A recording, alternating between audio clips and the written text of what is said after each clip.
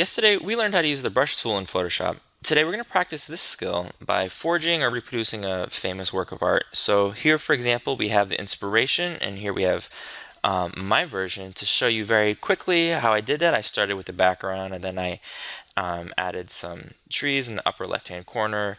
I added that sidewalk, and as you see, going through this, I added new layers and details until I got something that looked something remotely close to the original. So you're going to go into Google Chrome, you're going to Google maybe Van Gogh and find an image, maybe Picasso, Dali, or simply colorful painting. You're going to see something that looks cool, and then you're going to reproduce it. But there's somewhat of a twist. To make your life a little bit easier, today we're going to be using something called the Eyedropper tool. So how does the Eyedropper tool work?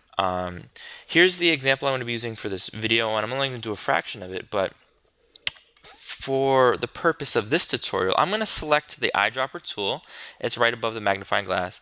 And the way this tool works is that when you select an area on your image, it's going to sort of suck up that color and put it in the foreground. So if I click on the wallpaper, the foreground is pink. If I click on Homer, on his complexion, the foreground is yellow, blue from Marge's hair, this sort of burgundy from the boat, and etc., etc. So we're going to be using that as we're painting today. So the first thing I'm going to do is I'm going to be creating a new layer on my canvas. I'm going to take a look at this image. I can see that there's a lot of blue, so I'm going to select the darkest blue. I'm going to return to my canvas. I'm going to press B for brush.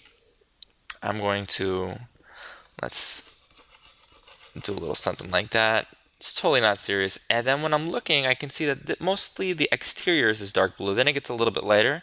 So you can press, yeah, just press I or click on the eyedropper tool itself. And now we've got a little bit of a lighter blue.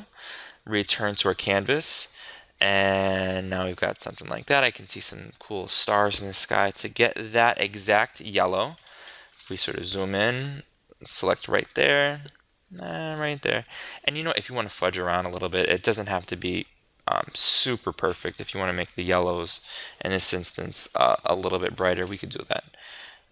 I'm going to make the diameter much smaller, and there's our star, whatever. So you're going to go through, you're going to reproduce a famous masterpiece using your paintbrushing skills. You're going to submit it to my email and the blog, and I can't wait to see your work. Good luck.